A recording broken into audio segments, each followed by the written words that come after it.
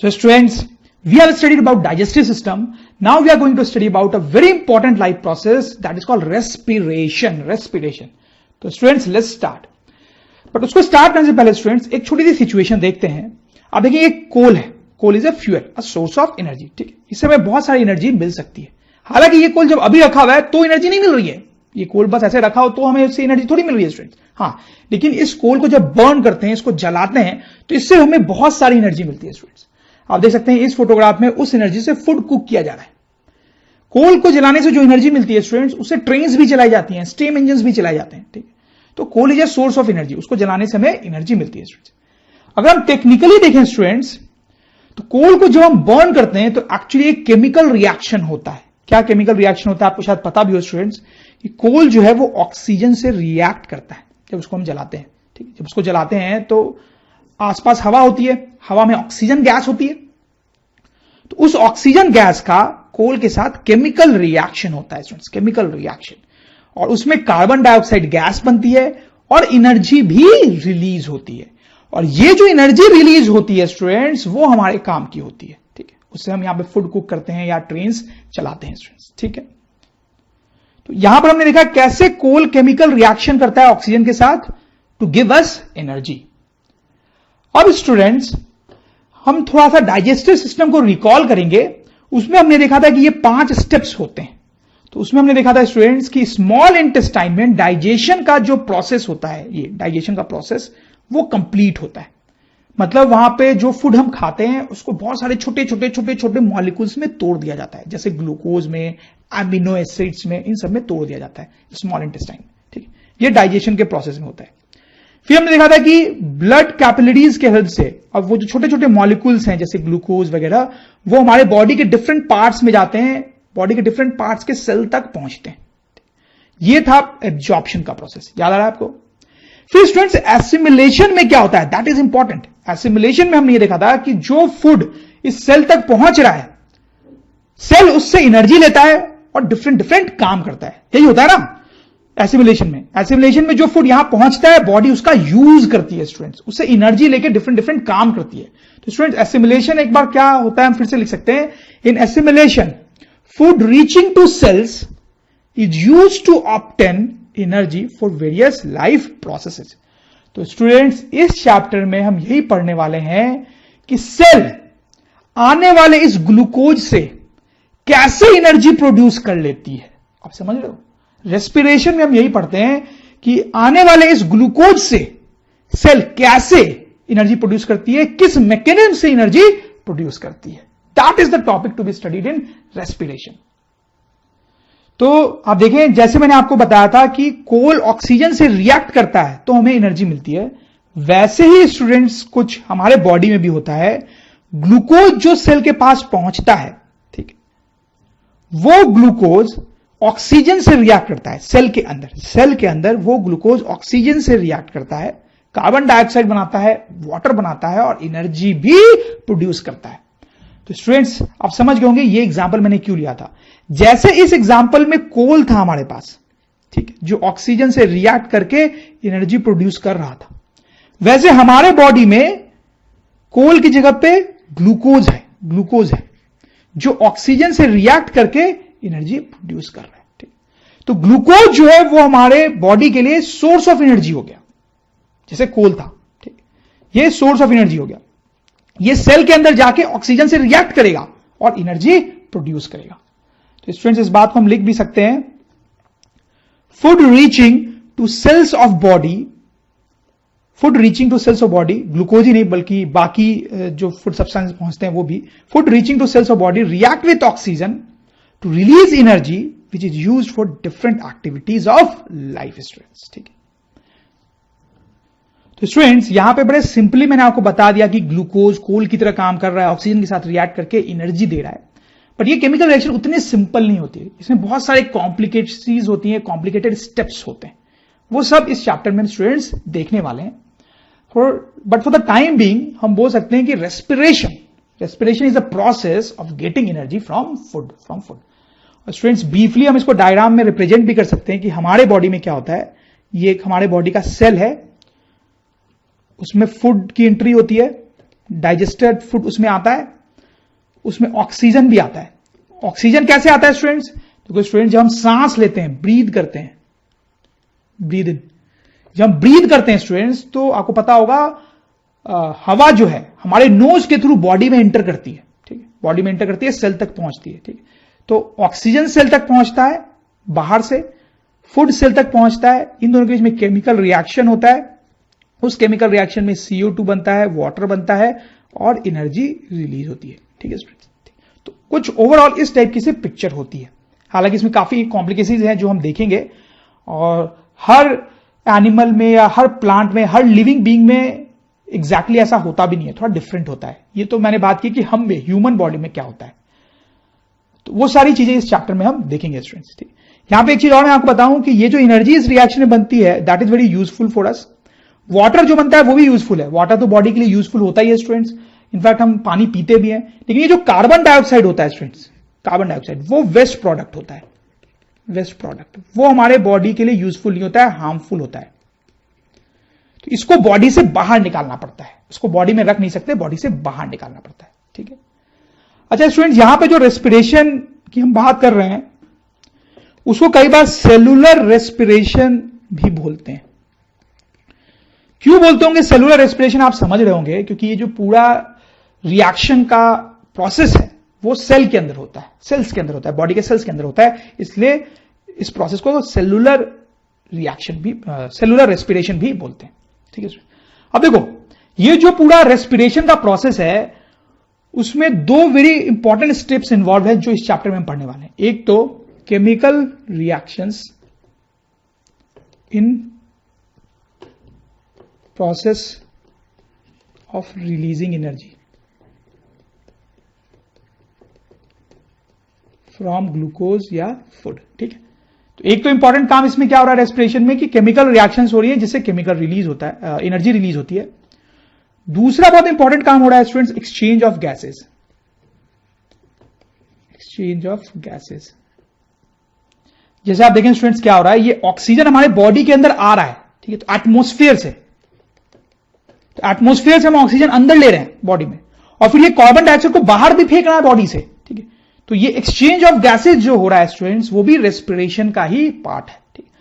तो ये जो कोर्स है स्टूडेंट्स, उसमें हम इन दोनों चीजों पे फोकस करेंगे, ठीक है, कि कैसे गैसेज एक्सचेंज होती हैं इन केमिकल रिएक्शंस के लिए, और इन केमिकल रिएक्शंस में एग्जैक्टली क्या होता है स्टूडेंट्स, ठीक है। तो स्टूडेंट्स, हम इस पार्ट से स्टार्ट करेंगे, और ये जो केमिकल रिएक्शंस होते हैं वो भी दो तरीके के इनफैक्ट होते हैं। एक होता है एरोबिक और एक होता है एनएरोबिक, ठीक है। तो क्या होता है एरोबिक और anaerobic, that is what we are going to सी।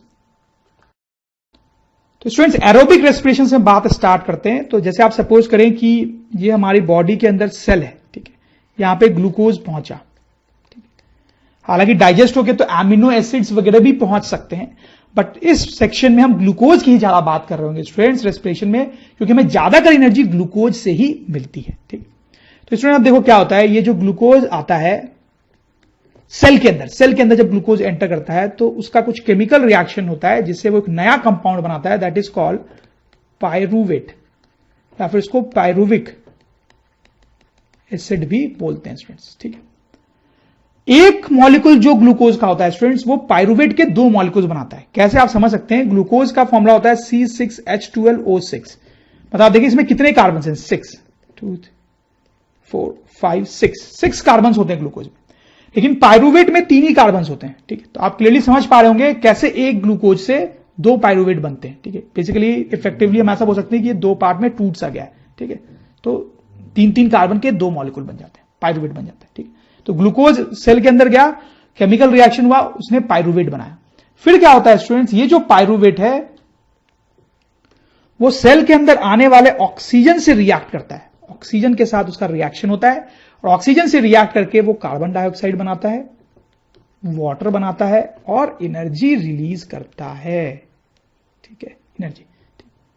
यहां पे 6 कार्बन डाइऑक्साइड के मॉलिक्यूल्स बनते हैं, 6 वाटर के मॉलिक्यूल्स बनते हैं और एनर्जी रिलीज होती है, ठीक। तो ये केमिकल रिएक्शन होता है पूरा देखा जाए तो मतलब हमने ग्लूकोज से स्टार्ट किया, ठीक है, और फाइनली हमें एनर्जी मिली, बट बीच में पायरूवेट नाम का भी एक कंपाउंड बनता है स्टूडेंट्स। अब इसमें एक दो चीजें और मैं आपको बताऊं कि ये जो स्टेप है केमिकल रिएक्शन का, ये जो स्टेप ग्लूकोज से पायरुवेट बनने का, उसमें आप देखो ऑक्सीजन की जरूरत नहीं होती है। तो इस स्टेप में ऑक्सीजन नॉट रिक्वायर्ड। लेकिन ये जो स्टेप है स्टूडेंट्स, इसमें आप देख सकते हैं कि ऑक्सीजन बिल्कुल भी जरूरी होता ही होता है, ऑक्सीजन रिक्वायर्ड। ठीक है, उससे रिएक्ट करके ही पायरुवेट ये सारी चीजें बना पाता है। एक और चीज मैं आपको यहां पे बताता हूं स्टूडेंट्स कि ये जो स्टेप होता है केमिकल रिएक्शन का, वो साइटोप्लाज्म के अंदर होता है। ठीक है, साइटोप्लाज्म में ये रिएक्शन होती है, साइटोप्लाज्म में। लेकिन ये वाली जो रिएक्शन है, ये जो स्टेप है, वो सेल के अंदर एक माइटोकॉन्ड्रिया नाम का ऑर्गेनल होता है, आपको पता होगा। उस माइटोकॉन्ड्रिया के अंदर ये वाली रिएक्शन होती है। ठीक है, माइटोकॉन्ड्रिया। ठीक है, तो स्टूडेंट आपको समझ में है कैसी केमिकल रिएक्शन होती है। ग्लूकोज से पायरुवेट बनता है बिना ऑक्सीजन के साइटोप्लाज्म में, फिर पायरुवेट से एनर्जी रिलीज होती है in presence of oxygen in mitochondria. तो हमारे बॉडी के अंदर स्टूडेंट्स ये केमिकल रिएक्शन होती है। इनफैक्ट हमारे बॉडी के अंदर ही नहीं, बहुत सारे, इनफैक्ट ज्यादातर एनिमल्स के बॉडी के अंदर यही केमिकल रिएक्शन होती है, जैसे कि ह्यूमंस में, डॉग्स में, एलिफेंट्स में, टाइगर्स में, इंसेक्ट्स में, इनफैक्ट प्लांट्स में भी। ठीक है, ये रिएक्शन होती है कि ग्लूकोज जो है वो इस रिएक्शन से एनर्जी बनाता है। ठीक है, और इस एनर्जी से हमारे बॉडी के बहुत सारे काम होते हैं। अब स्टूडेंट देखते हैं एनएरोबिक रेस्पिरेशन। अब स्टूडेंट्स कुछ ऐसे ऑर्गेनिज्म्स होते हैं जिनके अंदर ये केमिकल रिएक्शन नहीं होती है। फॉर एग्जांपल कुछ माइक्रो ऑर्गेनिज्म्स की अगर हम बात करें, माइक्रो ऑर्गेनिज्म्स, कुछ micro organisms like yeast for example, उनमें ग्लूकोज से एनर्जी बनाने के लिए ये केमिकल रिएक्शंस नहीं होते हैं, थोड़े अलग टाइप के होते हैं जिनको हम एनएरोबिक रेस्पिरेशन बोलते हैं। तो देखिए उनमें क्या होता है students, let's have a look. तो सपोज करिए ईस्ट के बॉडी का ये सेल है, ठीक है, उसमें ग्लूकोज आया। ठीक है, तो फिर से सेल के अंदर ग्लूकोज का रिएक्शन होता है, और ये जो पहला स्टेप है, पहला स्टेप वो सेम ही होता है, वो सेम ही होता है। एक मॉलिक्यूल जो ग्लूकोज का है वो रिएक्ट करके 2 पायरुवेट बनाता है। लेकिन स्टूडेंट्स ये जो सेकेंड स्टेप यहां पे हो रहा था वो यहां पे अलग होता है। उसमें क्या होता है, सबसे पहला तो कि सेकेंड स्टेप में ऑक्सीजन की जरूरत थी, यहां पे ऑक्सीजन की जरूरत नहीं होती है। In absence of oxygen, in absence of oxygen, बिना ऑक्सीजन के ही ये पायरुवेट रिएक्ट करता है और देखो क्या बनाता है, 2C2H5OH, इथेनॉल। इथेनॉल ये कंपाउंड होता है, वो कंपाउंड यहां पे बनता है, 2 molecules of carbon dioxide and energy. Students देखिए कुछ माइक्रो ऑर्गेनिज्म जैसे कि ईस्ट, उनमें भी हो तो यही रहा है कि ग्लूकोज से फाइनली एनर्जी बन रही है, लेकिन बीच में जो केमिकल रिएक्शंस हो रही हैं वो थोड़ी अलग है। यहां पे इथेनॉल बन रहा है जबकि यहां पे इथेनॉल नहीं बन रहा था। ठीक है, यहां पे ऑक्सीजन की जरूरत थी, यहां पे ऑक्सीजन की जरूरत नहीं है स्टूडेंट्स। और भी कुछ डिफरेंसेज है, जैसे आप देखें कि यहां पे मैंने आपको बताया था कि ये पहला स्टेप साइटोप्लाज्म में होता है, ठीक है, और दूसरा स्टेप माइटोकॉन्ड्रिया में होता है। यहां पे दोनों के दोनों स्टेप्स जो है वो साइटोप्लाज्म में ही हो जाते हैं स्टूडेंट्स, साइटोप्लाज्म में। तो प्लाज्मा, ठीक है। तो स्टूडेंट्स ज्यादातर ऑर्गेनिज्म में तो एरोबिक रेस्पिरेशन ही होता है, लेकिन कुछ में एनारोबिक भी होता है। देखो एनारोबिक का मतलब ही क्या होता है, एन मतलब है विदाउट, विदाउट, और एरोबिक मतलब एयर। ठीक है, कि ये जो रेस्पिरेशन हो रहा है वो एयर के बिना हो रहा है, ऑक्सीजन के बिना हो रहा है, किसी भी स्टेप में ऑक्सीजन की जरूरत नहीं है। ठीक है, और ये एरोबिक मतलब ये ऑक्सीजन के बिना नहीं हो सकता। ऑक्सीजन नहीं हो तो ये स्टेप हो पाएगा, आगे वाला स्टेप नहीं हो पाएगा, तो एनर्जी रिलीज नहीं हो पाएगी। ठीक है, तो not possible without oxygen, oxygen.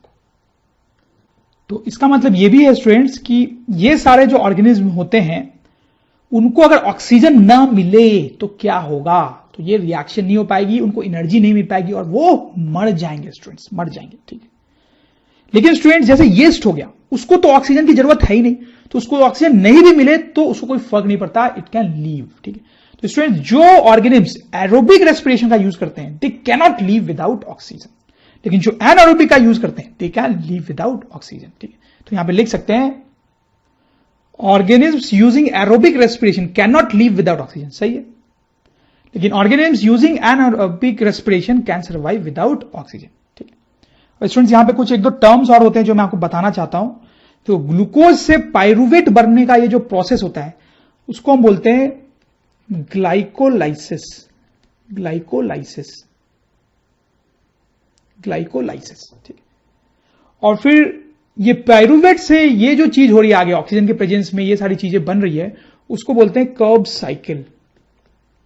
Curbs cycle, ठीक है। यहां पर हम बात करें तो पहला स्टेप तो वही था, तो इसको क्या बोलेंगे? ग्लाइकोलाइसिस, ठीक है। ग्लूकोज से पायरूवेट बनने का प्रोसेस। और ये जो प्रोसेस होता है स्टूडेंट, जो यीस्ट में होता है, that is actually called, space थोड़ी कम है, कहां लिखूं? फर्मेंटेशन। फर्मेंटेशन, फर्मेंटेशन, इस स्टेप को बोलते हैं फर्मेंटेशन। तो स्टूडेंट्स यहां पे हमने जो कुछ देखा उसको थोड़ा क्लीन अप कर लेते हैं। तो अब देखो ये एरोबिक रेस्पिरेशन, उसकी जो इक्वेशन हमने देखी थी, एनारोबिक रेस्पिरेशन जिसकी हमने इक्वेशन देखी थी, ठीक है। अब स्टूडेंट्स मैंने आपको बताया कि ह्यूमन बॉडी में या फिर बाकी जो मेन एनिमल्स होते हैं उनमें एरोबिक रेस्पिरेशन ही होता है, लेकिन स्टूडेंट्स इनमें कई बार एनारोबिक रेस्पिरेशन भी हो सकता है। That's a very interesting thing. उनमें कई बार कभी कभी एनारोबिक रेस्पिरेशन भी हो सकता है, वही हम देखना चाहते हैं। Anaerobic respiration, anaerobic respiration in humans and other big animals. Students आप इन फोटोग्राफ्स को देखो, इस केस में जो लेडी है वो आराम आराम से चल रही है, ठीक है। लेकिन इन दोनों केस में देखो बहुत विग्रस फिजिकल एक्सरसाइज हो रहा है, ये आदमी बहुत तेज तेज दौड़ रहा है, यहां पे ये बहुत ज्यादा एक्सरसाइज कर रहा है। तो normal day to day life में स्टूडेंट जो छोटे मोटे हम काम करते हैं, चलना, बैठना, उठना, ठीक है, या और भी बहुत सारे छोटे मोटे काम, उनके लिए एनर्जी कहां से आती है? इस केमिकल रिएक्शन से आती है, ठीक है। तो ये जो केमिकल रिएक्शन है वो हमारे बॉडी में हर टाइम चल रही होती है, हर टाइम चल रही होती है और एनर्जी बनाती रहती है, एनर्जी बनाती रहती है। उस एनर्जी से हम अपने बॉडी के सारे काम करते रहते हैं, ठीक है, कोई दिक्कत नहीं। लेकिन स्टूडेंट्स कभी कभी क्या होता है कि जब हम बहुत ज्यादा फिजिकल एक्सर्शन लेते हैं, बहुत ज्यादा अपने मसल्स पे दबाव डालते हैं, तो इन केसेस में एनर्जी की जरूरत बहुत ज्यादा होगी, तभी तो हम बहुत तेज तेज दौड़ेंगे, बहुत ज्यादा एक्सरसाइज कर पाएंगे। तो उस केस में जब ज्यादा एनर्जी चाहिए तो क्या होगा? आप समझ सकते हैं स्टूडेंट्स कि ये जो केमिकल रिएक्शन है वो जल्दी जल्दी होने लगेंगी, ताकि ज्यादा एनर्जी प्रोड्यूस हो। लेकिन स्टूडेंट्स यहां पे एक प्रॉब्लम हो जाती है, अगर ये रिएक्शन जल्दी जल्दी होगी तो ज्यादा ऑक्सीजन की जरूरत पड़ेगी, लेकिन ऑक्सीजन ज्यादा नहीं मिल पाती है। क्यों? देखो ऑक्सीजन तो एटमॉस्फेयर से हमारे बॉडी के अंदर आता है ना, ठीक, तो वो लिमिटेड अमाउंट में ही आ सकता है, ठीक।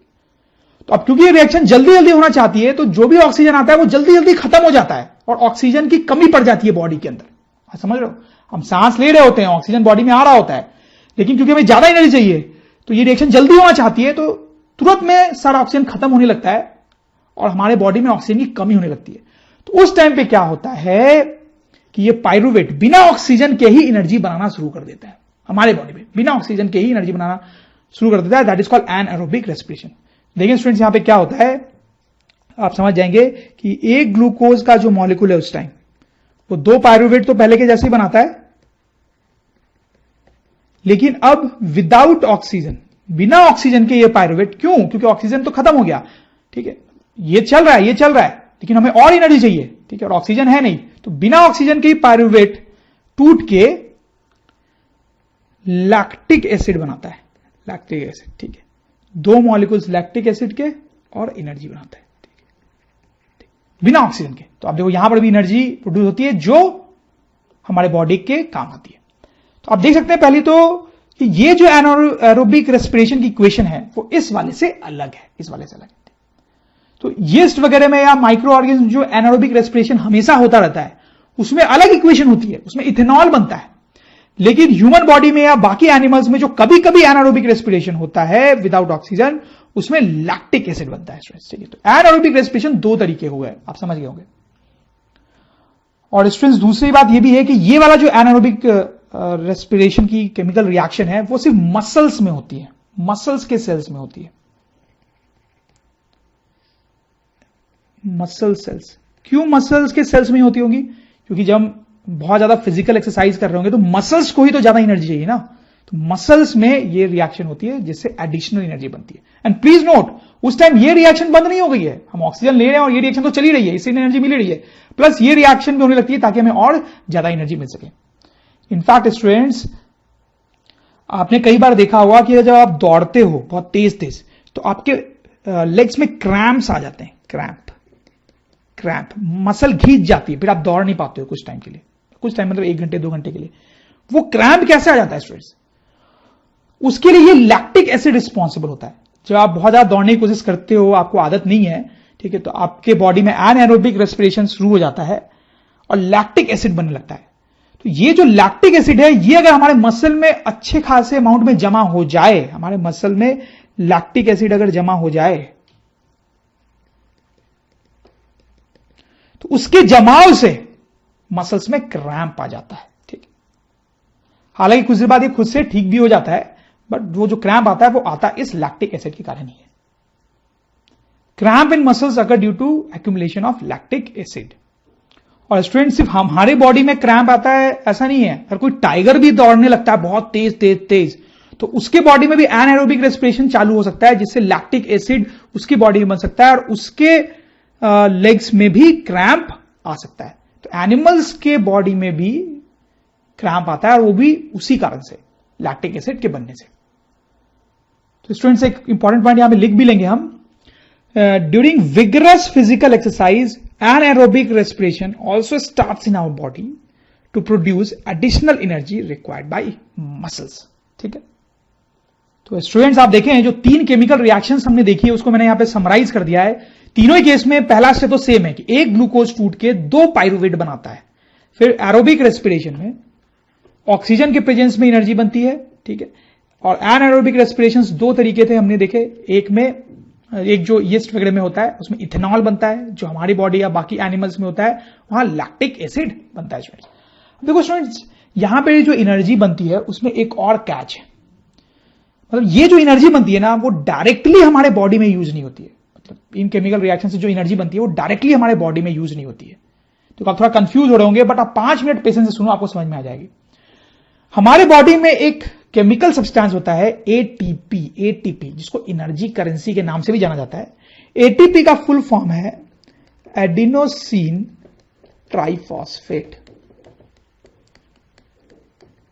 एडिनो का ए, ट्राई का टी एंड फॉस्फेट का पी, तो एटीपी। ठीक है, ये जो केमिकल कंपाउंड होता है स्टूडेंट्स, उसको आप ऐसा सोच सकते हो कि एडिनोसिन नाम का कोई चीज होता होगा, ठीक है, और फॉस्फेट नाम की कोई चीज होती होगी, ट्राइफॉस्फेट, मतलब 3 वैसी चीज एडिनोसिन से अटैच्ड होती है। Adenosine triphosphate, adenosine with 3 phosphates. ठीक है, अब एक और चीज भी होती है स्टूडेंट्स हमारी बॉडी में जिसको बोलते हैं adenosine diphosphate. Adenosine diphosphate, ADP, adenosine diphosphate. Diphosphate ये कैसा होता होगा, एडेनोसिन के साथ 2 फॉस्फेट्स अटैच होते हैं। ठीक है, अब देखो स्टूडेंट्स, इसको एनर्जी करेंसी इसलिए बोलते हैं क्योंकि हमारे बॉडी को यही एनर्जी प्रोवाइड करता है।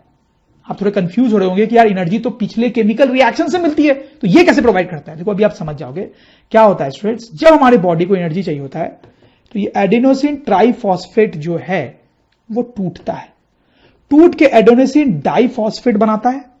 और जब डाइफॉस्फेट बनाएगा तो आप देखो एक फॉस्फेट बाहर निकला होगा, एक फॉस्फेट बनाता है, साथ में वो एनर्जी रिलीज करता है।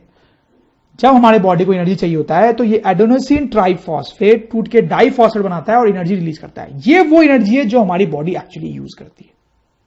ठीक, और स्टूडेंट्स आप देखो पिछले जो रिएक्शंस हमने देखे उनसे जो एनर्जी बनती है वो एनर्जी क्या करती है, आप देखो वो एनर्जी एडिनोसिन डाइफॉस्फेट से रिएक्ट करती है और प्लस एक फॉस्फेट से भी, और फिर एडिनोसिन ट्राइफॉस्फेट बनाती है। तो आप समझना क्या होता है, वो 3 रिएक्शन से जो एनर्जी बनती है, उन 3 रिएक्शन से जो एनर्जी आ रही है वो डाइफॉस्फेट को ट्राइफॉस्फेट में कन्वर्ट कर देती है। ठीक है, ट्राइफॉस्फेट में कन्वर्ट कर देती है और ये हमारी बॉडी में स्टोर रहता है। जब हमारी बॉडी को एनर्जी चाहिए होती है तो ये ट्राइफॉस्फेट टूट के डाइफॉस्फेट बनाता है और एनर्जी रिलीज करता है। ये एनर्जी हमारी बॉडी यूज करती है। और फिर जब पिछले वाली रिएक्शन से एनर्जी बनती है तो इस डाइफॉस्फेट को वापस से ट्राइफॉस्फेट में कन्वर्ट कर देती है। तो मतलब हमारी बॉडी में ये सिलसिला चलता रहता है। जब हमें एनर्जी चाहिए तो ये ट्राइफॉस्फेट डाइफॉस्फेट बन जाता है, जब एनर्जी चाहिए तो ट्राइफॉस्फेट डाइफॉस्फेट बन जाता है और एनर्जी देता है। और जब एनर्जी आती है बॉडी के पास तो ये डाइफॉस्फेट वापस से ट्राइफॉस्फेट बन जाता है स्टूडेंट्स। तो आप समझ रहे होंगे यहां पे क्या होता है। अब देखो जो केमिकल रिएक्शंस हमने पढ़ी थी उसको इस नॉलेज के साथ हम कंबाइन करते हैं थोड़ा। तो स्टूडेंट्स देखो क्या होता है, इन तीनों ही रिएक्शन से ये जो एनर्जी यहां पे बन रही है, ये जो एनर्जी यहां पे बन रही है, वो एनर्जी, ये तीनों ही, यही जो एनर्जी है वो एडेनोसिन डाइफॉस्फेट और फॉस्फेट से रिएक्ट करके एडेनोसिन ट्राइफॉस्फेट बना देती है। ठीक है, ये जो एनर्जी बनी इन केमिकल रिएक्शन से वो डाइफॉस्फेट को ट्राइफॉस्फेट बनाता है और ये हमारे बॉडी में स्टोर रहता है। और जब हमें एनर्जी चाहिए होता है तो ये ट्राइफॉस्फेट डाइफॉस्फेट बनाता है और एनर्जी भी रिलीज करता है। ठीक है, और फॉस्फेट भी बनाता है। ठीक है, और वो एनर्जी एक्चुअली हमारी बॉडी यूज करती है। समझ रहे हो मेरी बात? ये एनर्जी डायरेक्टली यूज नहीं हो रही है, ये एनर्जी डाइफॉस्फेट को ट्राइफॉस्फेट में कन्वर्ट करती है और ये हमारे बॉडी में स्टोर होता जाता है। ठीक है, और जब एनर्जी चाहिए होती है तो ट्राइफॉस्फेट डाइफॉस्फेट में कन्वर्ट होकर एनर्जी देता है और फिर ये डाइफॉस्फेट वापस से इन एनर्जीज को लेके ट्राइफॉस्फेट बनाता है। आपको समझ में आ रही होगी मेरी बात? फर्दर इंपॉर्टेंट पॉइंट ये है स्टूडेंट्स कि देखो ये वाली जो एरोबिक रेस्पिरेशन वाली जो इक्वेशन है एरोबिक, तो उसमें क्या हुआ, एक ग्लूकोज से कुछ एनर्जी बनी। ठीक, इसमें और इसमें भी एक ग्लूकोज से कुछ एनर्जी बनी। ठीक, तीनों रिएक्शंस में अलग अलग अमाउंट की एनर्जी बनती है। हालांकि स्टार्ट हम एक ग्लूकोज से ही कर रहे हैं, एक मॉलिक्यूल से ही कर रहे हैं, बट इस केस में अलग अमाउंट की एनर्जी बनती है। इनफैक्ट बहुत ज्यादा एनर्जी बनती है और इन दोनों केस में उतनी ज्यादा एनर्जी नहीं बनती है, कम एनर्जी बनती है। इस वाले केस में एक ग्लूकोज मॉलिक्यूल से जो एनर्जी बनती है, एक ग्लूकोज मॉलिक्यूल से जो एनर्जी बनती है वो 38 एडीपीज को 38 एटीपीज में कन्वर्ट कर देती है। इस वाले पाथ में एक मॉलिक्यूल ऑफ ग्लूकोज से जो एनर्जी बनती है वो 38 एडीपीज को 38 एटीपीज में कन्वर्ट करती है। तो यहां पे हम इनफैक्ट ये लिख सकते हैं स्टूडेंट्स 38 एटीपी। ठीक है, तो इससे जो एनर्जी निकलती है यहां पर वो 38 एटीपीज बना लेती हैं एडीपी के हेल्प से। लेकिन स्टूडेंट्स इस केस में ये वाली जो इक्वेशन है इसमें कम एनर्जी रिलीज होती है, इसमें इतनी कम एनर्जी रिलीज होती है कि वो सिर्फ 2 एडीपी को ही कन्वर्ट करके 2 एटीपी बना पाती है। 2 एटीपी, और इस केस में भी कम एनर्जी रिलीज होती है और वो भी यहां पर भी 2 एटीपी ही बनता है स्टूडेंट्स। ठीक, तो कई बार बुक्स में आपको ये इक्वेशंस इस तरह से लिखी हुई दिखेंगी, एनर्जी की जगह पे एटीपीज लिखे होंगे। तो ये कैसे आपको समझ में आ गया? ये जो रिएक्शंस हुई उनसे जो एनर्जी बनती है वो एनर्जी वापस से ये वाला रिएक्शन करके एटीपी बनाती है। इसमें एनर्जी बहुत ज्यादा बनती है इसलिए इसमें बहुत सारे एटीपीज बनते हैं 38, और इन दोनों में कम एनर्जी रिलीज होती है तो कम एटीपीज ही बन पाते हैं 2। ठीक, तो एक ग्लूकोज के मॉलिक्यूल से 2 एटीपी बने। 4 ग्लूकोज के मॉलिक्यूल होते तो क्या होता? 2 into 4 एटीपीज बनते। 10 ग्लूकोज के मॉलिक्यूल होते तो क्या होता? 20 एटीपीज बनते, एंड सो ऑन। तो स्टूडेंट्स आई एम होप कि आपको क्लियर होगा फंडा। थोड़ा सा यहां पे लिख भी लेते हैं कि ATP and ADP are present in cells, cells में होते प्रेजेंट है। एनर्जी रिसीव्ड फ्रॉम रेस्पिरेशन, मतलब वो chemical reactions, energy received from respiration is used for ADP to ATP conversion. When energy is required by body, ATP converts to ADP, releasing energy for different things. ठीक है, अब students अगर aerobic और anaerobic respiration में कभी difference पूछा जाए आपसे तो आप क्या बोल सकते हो? एनएरोबिक में हम लिख सकते हैं कि ऑक्सीजन रिक्वायर्ड होता है, एनएरोबिक में हम लिख सकते हैं कि ऑक्सीजन नॉट रिक्वायर्ड। सही है स्टूडेंट्स? फिर अभी हमने ये भी देखा कि एरोबिक वाला जो रेस्पिरेशन है उसमें large amount of energy is produced, लेकिन एनएरोबिक में lesser amount of energy is produced. ठीक है, और स्टूडेंट्स हमने पहले देखा था कि एरोबिक रेस्पिरेशन में कार्बन डाइऑक्साइड और वाटर बनते हैं। ठीक है, और एनर्जी तो रिलीज होती है, और एनएरोबिक में इथेनॉल बनता है या फिर लैक्टिक एसिड बनता है। ठीक है, डिपेंड करता है कि कौन सा एनएरोबिक रेस्पिरेशन हो रहा है।